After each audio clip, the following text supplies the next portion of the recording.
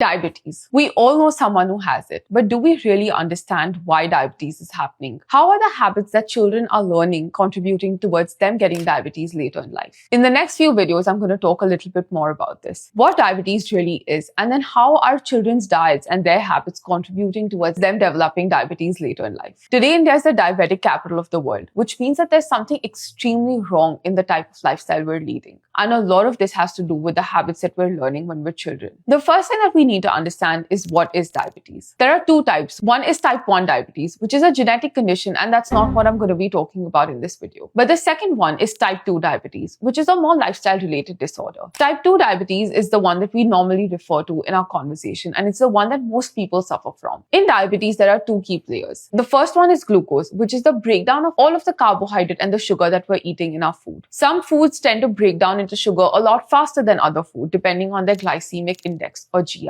The second key player here is insulin. Think of insulin like a security guard that knocks at the door. Basically, insulin knocks at the door of the muscle when the bloodstream is full of all of this glucose which has come after eating a meal. It's the insulin's job to open that door so that all of this glucose can then enter the muscles. Basically, type 2 diabetes happens when we stop listening to these security guards at the door. And there's a reason for it. Come back tomorrow to know a little bit more about why that happens.